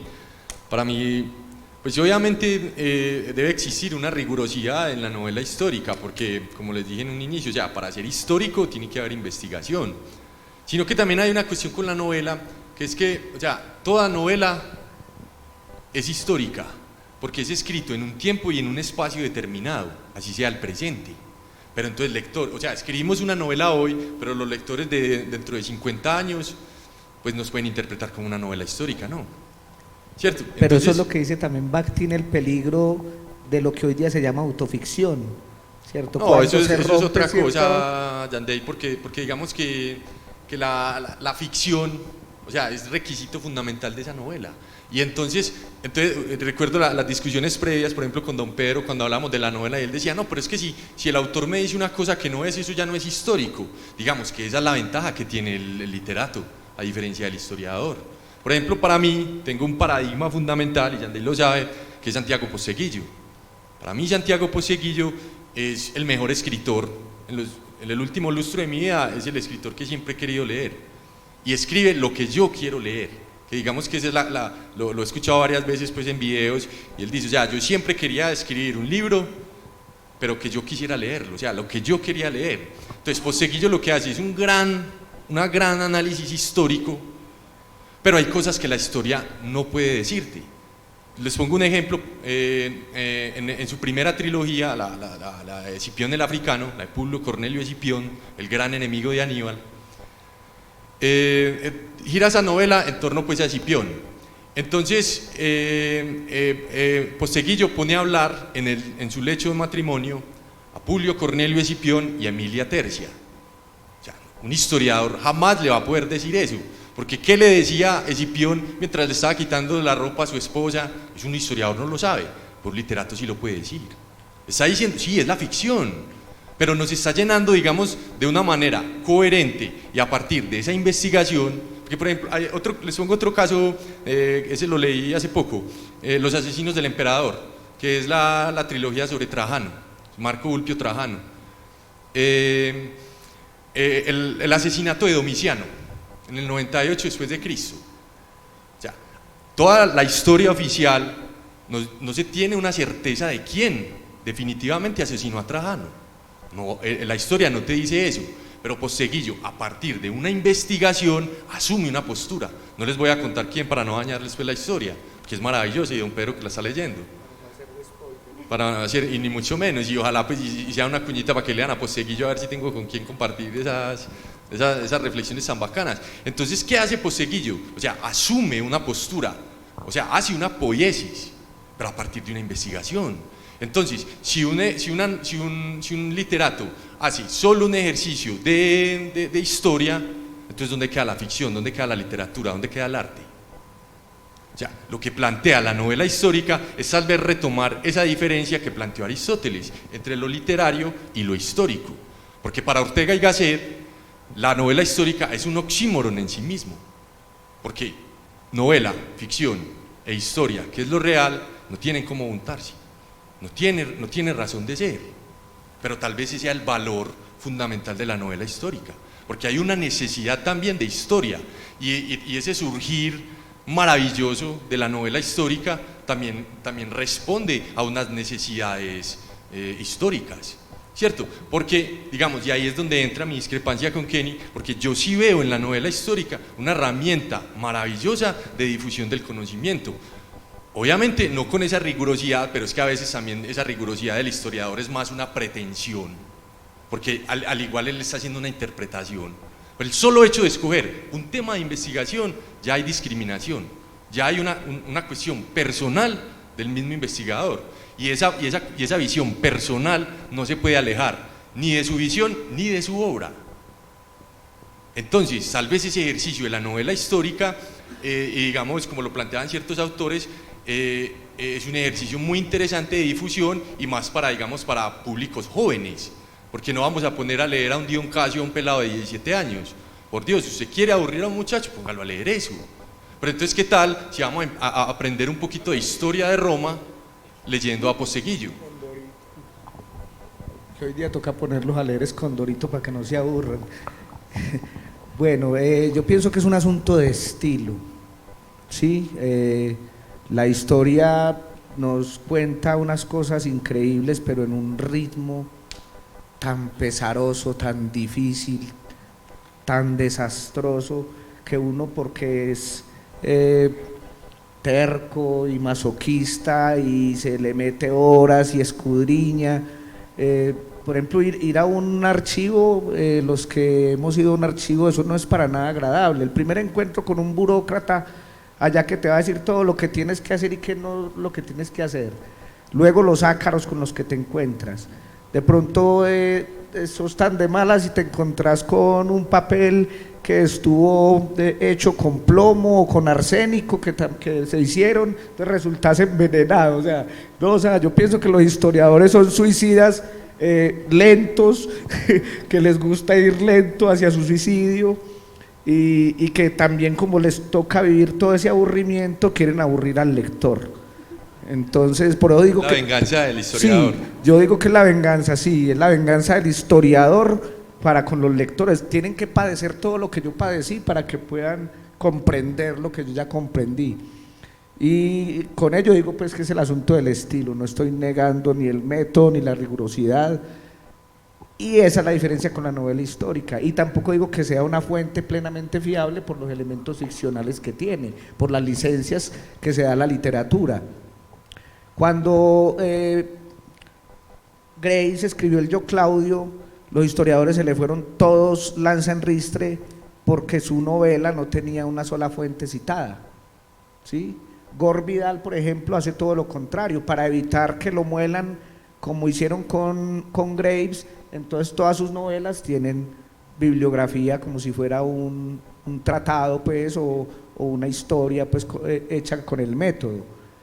Yo pienso que debe tener la novela histórica ambos, uno nombrar sus fuentes primarias, sus fuentes secundarias, sin necesidad de hacer una gran bibliografía a la manera pues con Norma Zappa o con el método pues que es el Vancouver, en algunos casos, en otras pues la forma de citación, pero que sí debe al menos direccionar al lector cuáles fueron las fuentes para que quien así lo desee pueda cotejarlas y verificar si lo que se plantea en la novela histórica está cercano al discurso histórico o se aleja demasiado. A ello apuntaba al principio.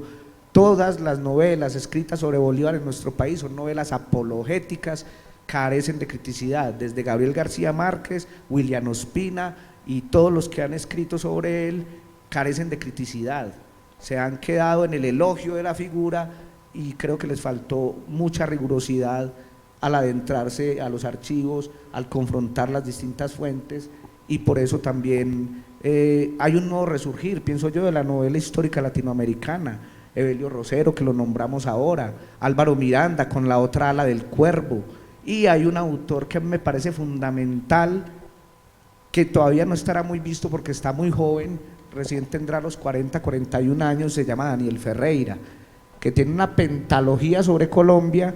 Antes de cumplir 40 años ya había escrito 5 novelas sobre Colombia, ¿sí?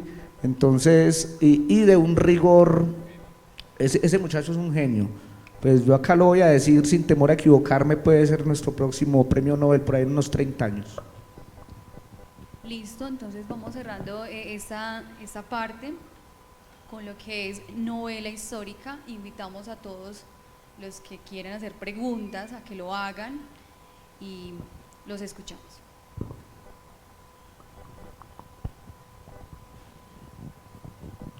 Aló, aló.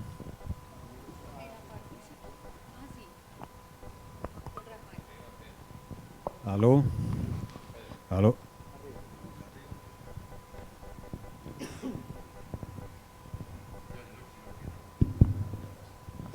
Bueno, yo les voy pasando este micrófono a quien vaya a preguntar. Vamos a ver hasta dónde nos alcanza el cable. Buenas noches. Me parece muy importante que ustedes hayan hablado sobre la rigurosidad de los buenos novelistas históricos.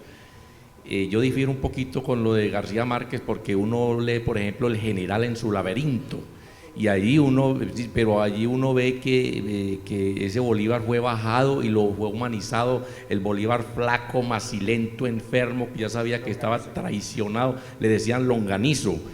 Y me parece que en García Márquez sí hay una recurrencia, usted mismo lo decían, que él se apoyaba de otros historiadores. Además, no hay que olvidar que García Márquez es autor de una frase que decía: las mentiras en literatura son más graves que en la vida real, y uno sí lo ve.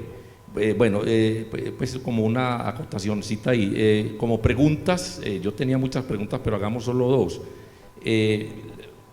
Me parece, ¿cómo ven ustedes el que de los pensum educativos, porque yo recuerdo pues cuando uno estudiaba, como que pareciera que la enseñanza de la historia en los colegios, ante el auge del practicismo y del tecnicismo que está llegando, o que pues que ya llegó, y de lo práctico, pareciera que los pensum educativos, incluso las humanísticas en las universidades también han enflaquecido.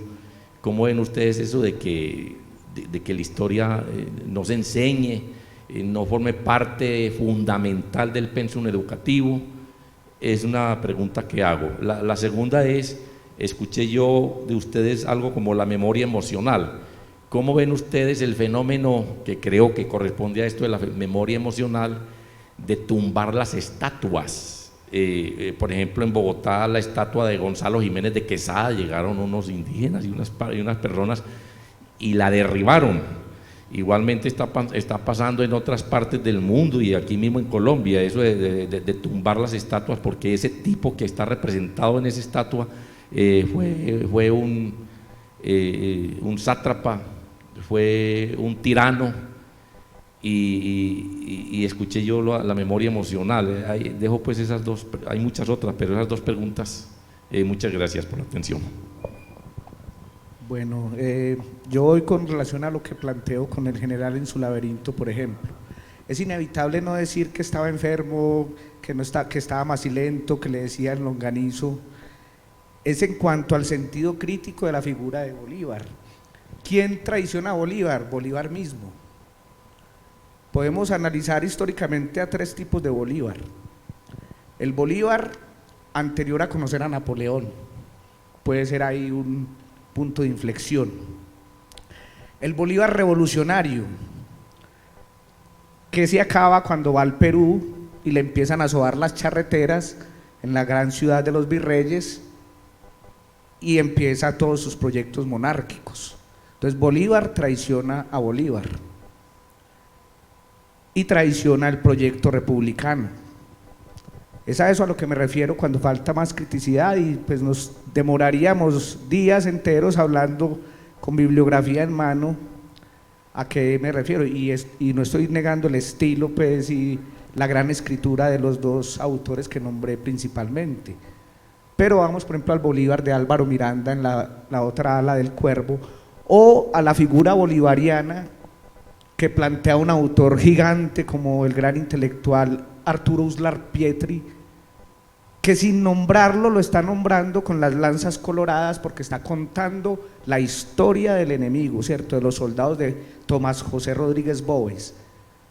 Cuando uno, por ejemplo, lee esa novela y comprende que las tropas de Boves también eran revolucionarias, pero que cuando vieron que los criollos blancos, mantuanos, querían todo el poder para ellos y no quería que existiera realmente una república, se levantan en armas contra ellos.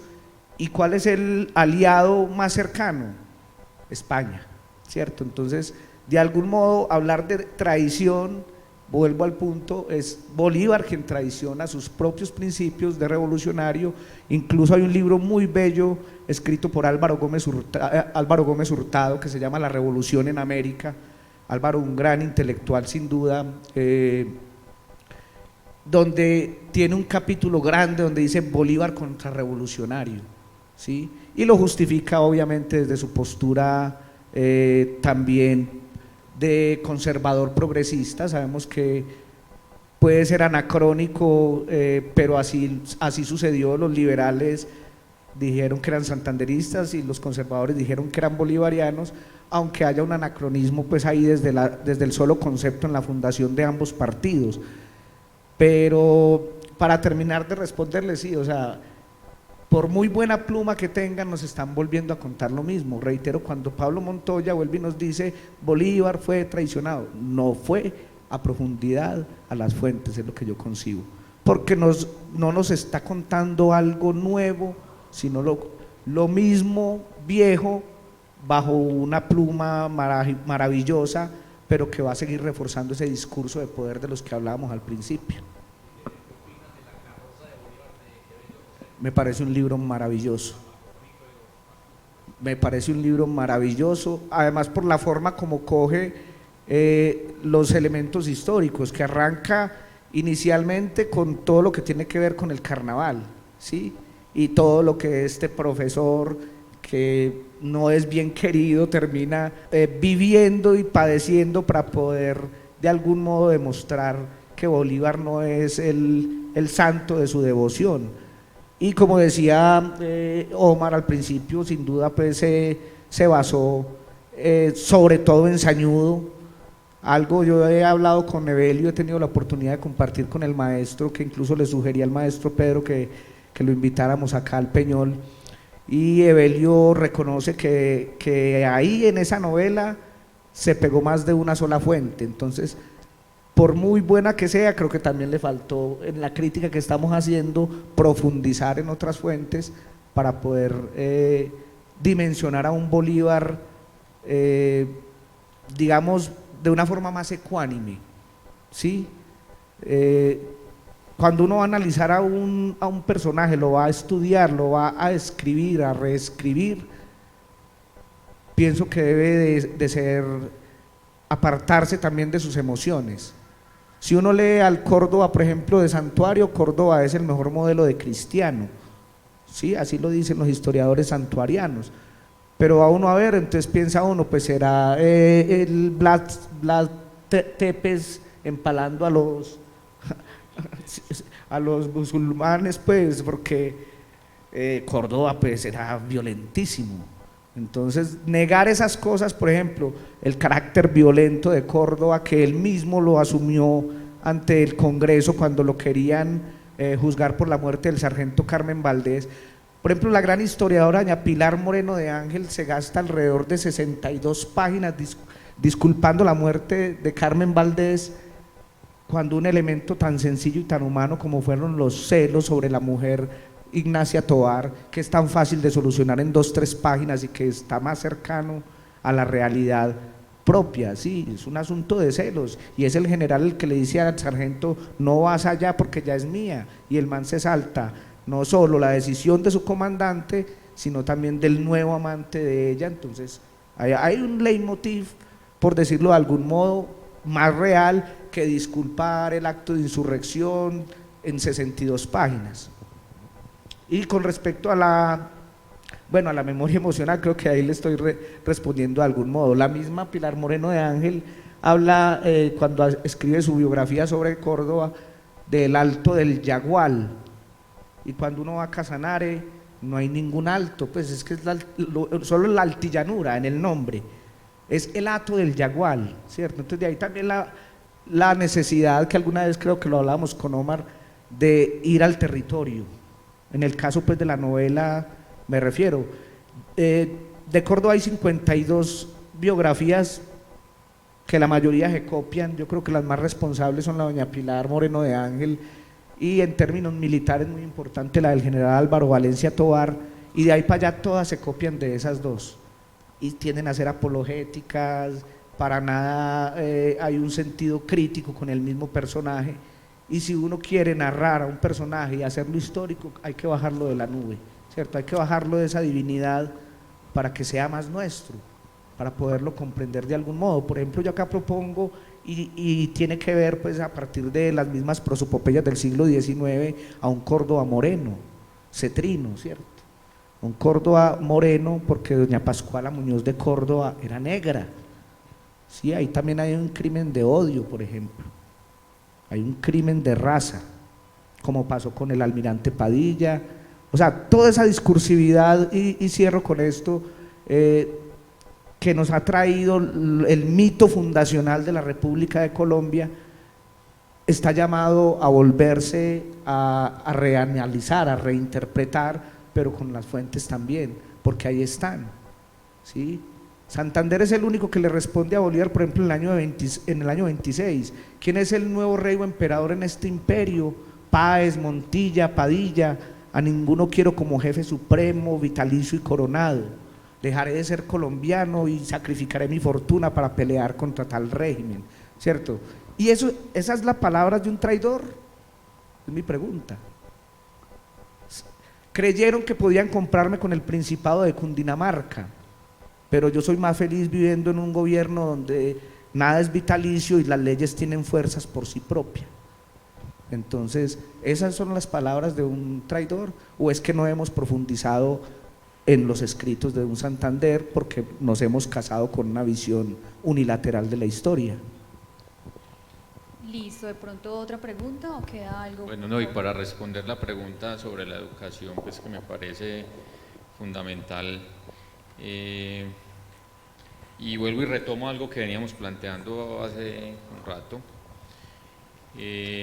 y es que si anteriormente se daba una cátedra de historia en las escuelas, era una cátedra de historia oficial, ¿cierto?, que buscaba precisamente ensalzar esas figuras, como la figura de Bolívar, y entonces plantearlo como el gran libertador de América, ¿cierto? Entendiéndolo pues ya ahora desde una perspectiva que es un ser humano, ¿cierto? Y que tuvo sus aciertos como sus desaciertos. Entonces es plantear ese sentido crítico de la historia de los muchachos. Actualmente no hay como tal una cátedra de historia, sino que tenemos, llamándolo así popularmente, un gran sancocho en las ciencias sociales, ¿cierto? Entonces te dicen que tienes que dar ciencias sociales, geografía, historia, economía, política, filosofía, todo eso en una clase. Además de eso te suman algo que se llama cátedra de afrocolombianidad, te suman cátedra de estudios de la Constitución política, ¿cierto? Entonces, más que pensar que incluir una cátedra de historia de nuevo en las escuelas, en los colegios, es plantear una reforma a esa educación, ¿cierto? Porque hablamos mucho de que en Colombia tenemos fallos éticos, de que tenemos fallos de la memoria y de la historia, de que no sabemos quiénes somos, ¿cierto? Pero vas y miras los pensos y los planes de estudio, tanto desde la educación más básica hasta la educación más alta en postdoctorado, y te enseñan, es una instrumentalización de las ciencias, nada más. O sea, no hay realmente una profundidad para crear un sentido crítico en los estudiantes. Ahora, eso ya también es la labor del docente, cómo sortear con esas situaciones. Muchas gracias. Bueno, entonces damos paso como a la siguiente pregunta y cerramos nuestro espacio. Bueno, gracias por la oportunidad. Sí, sí se oye.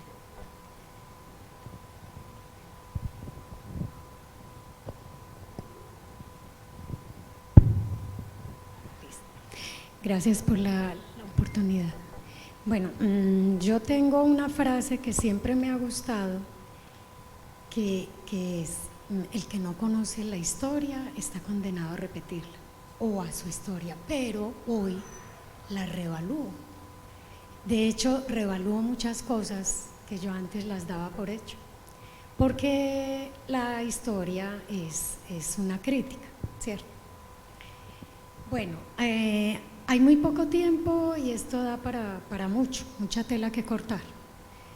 Yo menciono a Rabindranath Tagore, que para mí es un escritor, poeta, dramaturgo excepcional. Y él contó toda esa situación de la historia hindú con los ingleses, pero también hizo poesía con todo lo que hacía. O sea, para mí es una belleza. Entonces, en últimas, el arte en sí con la historia en la novela o la novela histórica o todo lo que se ha hablado es un arte. Hay que tener fuentes, hay que investigar, hay que tener razonar, pero también es emocional. Entonces, por eso yo cito a Rabindranath, porque es un maestro de las emociones, ¿cierto? Para uno poder leer o escribir, tiene que tener las fibras de las emociones a flor de piel. Para mí eso es un arte. Entonces, no sé, no tengo pregunta o simplemente es dejar en la mesa, en el tintero. Gracias. Muchas gracias por traer a Tagore acá, maravilloso escritor, por cierto. Y justamente en ese sentido crítico, mira que siendo de esa gran sensibilidad que tiene Tagore, él mismo no se negaba jamás el sentido crítico. Cuando él analiza, por ejemplo, la poética hindú del siglo XIV, del siglo XV, voy a parafrasear porque pues queda complejo recordar plenamente, pero hay un instante en el cual está criticando a Rumi y dice: ¿cómo es posible que vaya el amante con la flor acá bajo una tempestad monzónica a donde su amada, y que cuando llegue no esté ni mojado, ni desastrado, ni embarrado, y todavía la flor incólume? ¿Cierto? Tagore criticaba ese sentido también de la poesía mística cuando no tenía los elementos propios del ser humano. Y es que si vamos a hablar en términos místicos, ¿cómo podemos hablar de lo místico sin el humano, que es el único ser que lo concibe en el universo? ¿Sí? O sea, cuando dejamos todo lo místico arriba, al plano de las ideas, para hablar en términos platónicos, y no lo aterrizamos al plano terrenal, pues de nuestras vivencias, de nuestras emociones, para reforzar con don Rafael, pues digamos que quedamos volátil, como una llama sin aceite, que indudablemente se va a apagar, o como Buda, que es superior a cualquier condición humana, ¿cierto? Que está más allá de cualquier condición humana. Entonces, gracias por citar a Tagore, que me parece también un autor maravilloso y un gran maestro. La última pregunta.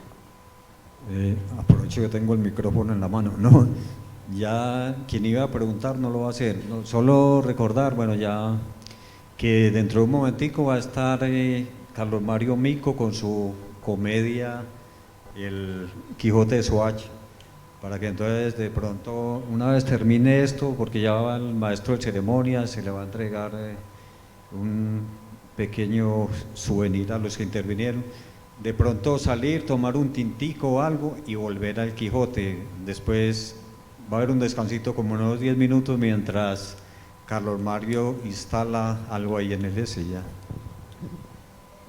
Bueno, muchísimas gracias por participar, muchísimas gracias a Omar, a Kenny, a Yandey. No sé. Bueno, Yandey nos dice que por aquí tiene la novela El sombrero del general, entonces invitados a leerla, a comprarla. Y bueno, no sé de pronto los compañeros qué quieran decir ya para finalizar este conversatorio.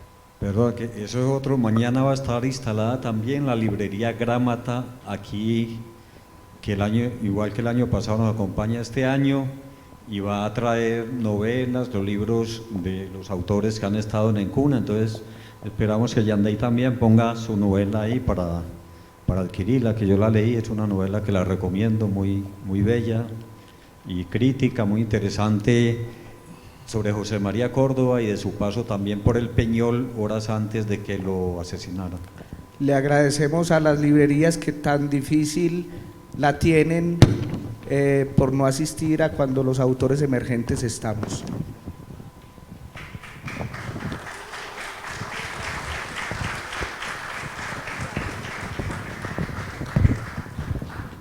Muchísimas gracias.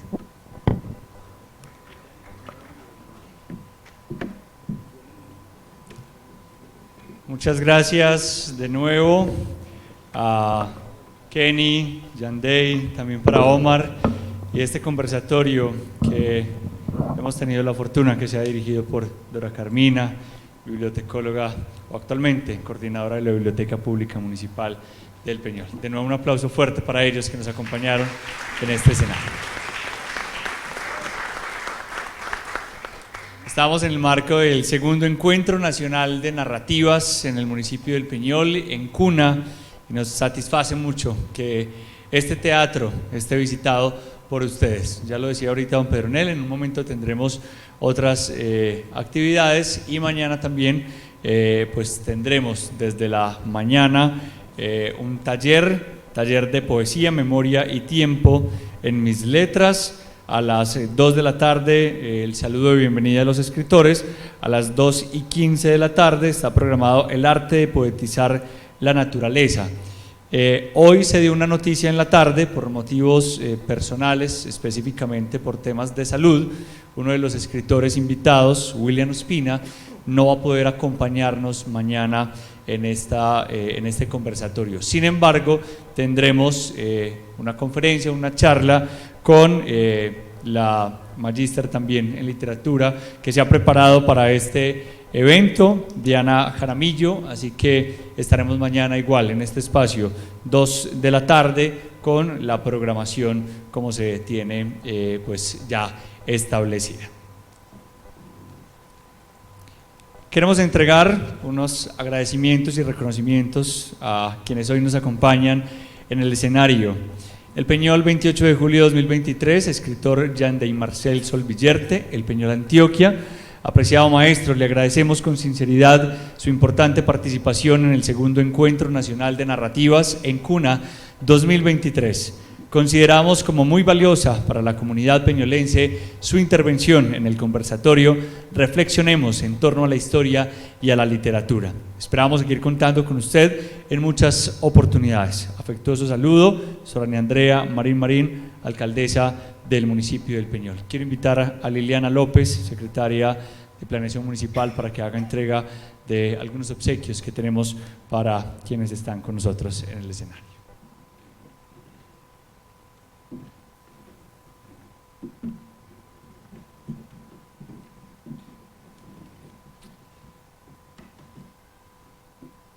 Si lo hacemos por acá un poco enfrente para que nos quede un registro fotográfico para en Cuna.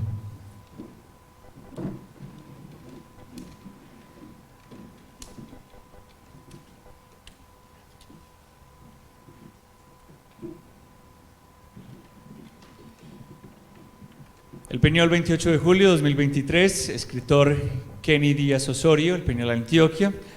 Estimado escritor e historiador, en nombre de la comunidad peñolense, le agradecemos sinceramente su intervención en el segundo Encuentro Nacional de Narrativas en Cuna 2023, evento en el cual dio sus valiosos aportes en el conversatorio Reflexionemos en torno a la historia y a la literatura. Destacamos su preparación del tema y todo lo expuesto por usted en el conversatorio como una contribución importante para el mundo de las letras en el Peñol. Es con la contribución de todos como hacemos cultura. Un cordial saludo, Sorania Andrea Marín, alcaldesa del Peñol. Un aplauso para cada uno de ellos, por favor. Muchas gracias.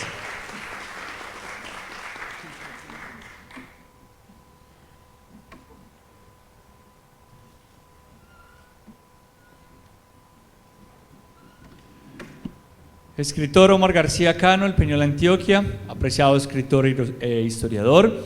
Vaya nuestro agradecimiento en nombre de la comunidad peñolense por su interesante participación en el segundo Encuentro Nacional de Narrativas en Cuna 2023. Su intervención en el conversatorio Reflexionemos en torno a la historia y a la literatura es un ejemplo de profesionalismo y responsabilidad frente a la cultura de nuestro municipio. Esperamos seguir contando con usted. Afectuosos saludos, Sorania Andrea Marín, alcaldesa del Peñol.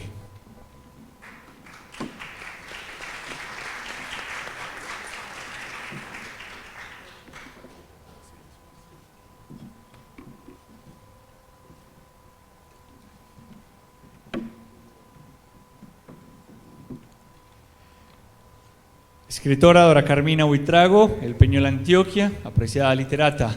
Consideramos fundamental su apoyo al segundo Encuentro Nacional de Narrativas en Cuna 2023. Como moderadora del conversatorio, reflexionemos en torno a la historia y a la literatura. Valoramos su gran preparación y vocación por las narrativas como la literatura y la historia. En nombre de la comunidad peñolense queremos agradecerle sinceramente su valioso aporte. Afectuoso saludo, Sorania Andrea Marín, alcaldesa del Peñol.